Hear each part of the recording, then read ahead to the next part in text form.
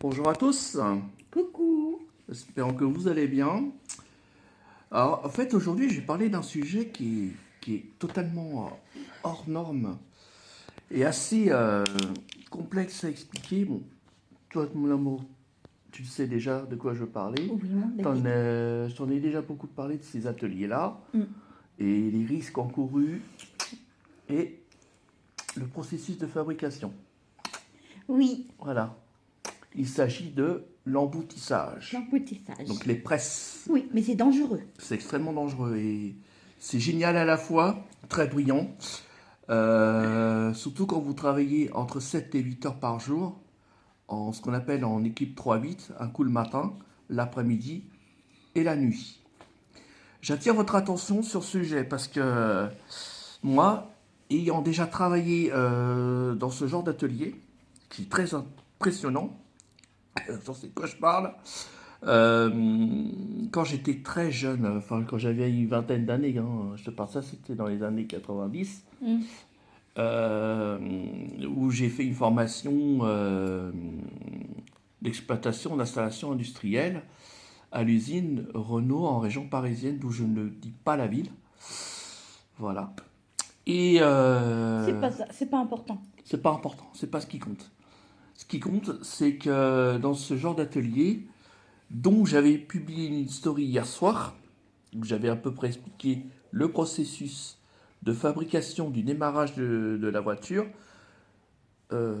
en partie, parce qu'il y a tellement d'assemblage et tellement d'outils de presse que ça part des outils de presse, ça va dire, aller entre 3 tonnes et qui peuvent même atteindre sous pression, je dis bien sous pression, hein, je parle des 3 tonnes sous pression, pouvant atteindre sous pression des grosses presses, des très grosses presses même qu'on appelle ça, et qui sont mis sous talon,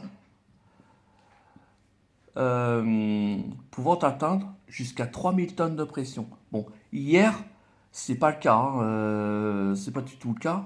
Voilà. Les outils dont je vous ai montré, ça pouvait quand même atteindre 1500 tonnes, peut-être même 2000 tonnes de pression. Ça reste à voir. Sachant que dans le temps, dans les années 60, même 50 ou 60, quand l'usine Renault a été créée par son fondateur, qu'on dit le papa, on dit, on appelle ça des papas, Louis Renault. À cette époque-là, à l'emboutissage, comme dans les autres ateliers de fabrication, tout se faisait à la main et il y avait à peu près entre 10 à 12 000 personnes dans toute l'usine. À cette époque-là, c'était à la main. Donc, il y avait un outil de presse qui était là, un opérateur qui était là, qui, à chaque fois, transférait la tôle emboutie sur un autre outil de presse que derrière un autre opérateur reprenait et que derrière, il donnait ainsi de suite jusqu'à la fin de la chaîne d'emboutissage et qu'après, derrière, il y a ce qu'on appelle un tapis de chaîne, que tu as vu hier d'ailleurs, tu Oui, connais toi c'est ça, déjà, mon cœur. et qu'ensuite il y a 4 ou 5 opérateurs. Mais c'est très dangereux. Et oui, c'est extrêmement dangereux, je vais vous dire pourquoi. Euh, il prenait en fait la tôle et qu'il mettait sur des racles. Des fois, les gens, ils se coupaient à la fin. Parce que la lame de tôle, elle est comme ça, à l'emboutissage. Vous imaginez. Vous vous frottez la main déjà, vous pouvez vous couper si vous n'avez pas de gants. Mais c'est pas ça le plus dangereux. Le plus dangereux, c'est, comme je l'ai expliqué tout à l'heure, dans le temps, il y a les opérateurs, ils prenaient les tôles embouties sur chaque outil de presse qu'ils donnaient aux voisins. Et des fois, les presses tombaient sans cellule de sécurité. Vous avez le malheur de mettre votre main ou votre bras, vous n'avez plus de main. Déjà pour commencer. Voilà. Maintenant, au jour d'aujourd'hui, comme vous avez pu le voir sur, et que tu as vu aussi, mon cœur, Mhm. euh, c'est fait par ventouses automatisées. Ils ne veulent plus maintenant mettre des gens sous chaque outil de presse. Il y a eu trop d'accidents et En fait, c'est les ventouses qui chopent en fait la tôle en boutique et mettent sur chaque outil de presse. Et mieux encore, pour éviter le bruit, c'est capoté de chaque côté de la ligne de presse. À partir de, je crois que c'était en 2004 ou 2005 qu'ils ont commencé à faire ça. Et c'est lié à un grave accident qui s'est produit justement, Oui, moi tu j'en me l'as parlais. dit. Oui, justement. Voilà, il y a eu un pontier et malheureusement, C'est pour ça que c'est dangereux. il a perdu la vie et... Ils ont restés 48 heures. Et 48 heures sans que l'atelier ne tourne. Voilà. Et l'atelier 65, je vais dire ça. C'était le code de l'atelier de l'emboutissage. En fait, vous avez une ligne de presse qui fait ça. Comme ça. Toc, avec la chaîne au bout. Clac. Et plus loin, vous avez les découpeuses. Ça, on va mettre ça de côté. Le problème, c'est que au-dessus, vous avez un pont. Et à l'intérieur de ce pont, pour qu'il soit commandé, il faut qu'il y ait un pontier. Or, le pontier, on va dire, c'est à peu près de sa faute, sans savoir que il se doutait pas ce qui allait lui arriver ce jour-là. En fait, il descend en fait du pont, comme je te l'ai expliqué. Il est descendu du pont pour voir ce qui se passait, parce que l'outil de presse a bougé. Il y avait un décalage entre le pont et ce qu'on appelle de chaque côté de l'outil de presse pour le porter, des élingues.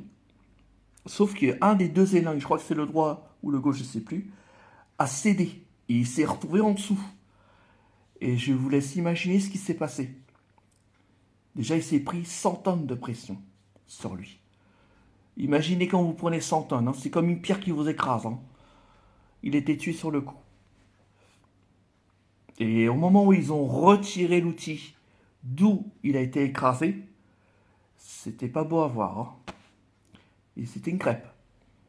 Comme si vous mangez une crêpe. Hein. Ce qui fait que ce jour-là, ils ont fermé l'emboutissage 48 heures. Ah, il était aplati, quoi. Ouais. Pour Écrasé deuil, comme... voilà. Pour deuil. Comme si vous utilisiez un... tu sais, pour... Ouais. sur les routes, là. C'est les routes, ouais. Tu sais, des rouleaux compresseurs. Voilà, bah, c'est Voilà. pareil. C'est ça. Voilà. Pour écraser le goudron, pour l'étaler. C'est ça. Et ma femme a vu, hein. Elle connaît, hein. En vidéo, elle n'a pas vu en réel. Hein. Moi, j'ai vu en réel. Alors déjà, le bruit, c'est impressionnant parce que vous êtes obligé d'avoir des casques, voilà. Vous travaillez 8 heures, vous avez une presse à côté de vous. Déjà, vous les avez comme ça. Tu as travaillé dedans déjà. Oui, pendant 6 mois. Donc, voilà. Mais bon, moi, j'adorais ça quand même parce que c'était génial. Hein. Mais ils ont fermé l'usine, comme je l'ai dit, 48 heures pour rendre hommage à ce monsieur. Voilà. C'est génial parce que c'est le commencement de la voiture ou autre produit qu'on peut trouver. Il n'y a pas que la voiture, hein, ça peut être autre chose aussi. Hein. Mais il est presque plus petit quand même, moins risqué. Mais il faut faire attention. Voilà. Donc c'est pour ça que je voulais vous montrer ce que j'adore en fait en termes d'industrie automobile ou autre, qu'il ne faut pas faire n'importe quoi quand vous travaillez sur une ligne de presse, surtout des très grosses presses en pression qui peuvent atteindre 3000 tonnes quand même, comme celle de la Sarthe.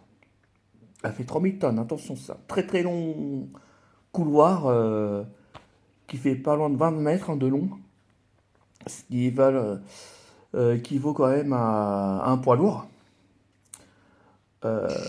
Voilà, maintenant il y a des cellules de protection, c'est-à-dire que quand tes cellules captent la main, elles s'arrêtent. Ça déjà c'est très bien aussi. Voilà. Donc je voulais vous montrer ça en story hier sur TikTok. Ma femme l'a vu. Et c'est très impressionnant. Voilà. Mais dangereux. Très dangereux. Ouais, ça. C'est pas sans risque. Hein. Non. Un pontier comme un emboutisseur opérateur gagne aujourd'hui entre 3 à 5 000 euros net par mois. En tant qu'embauché.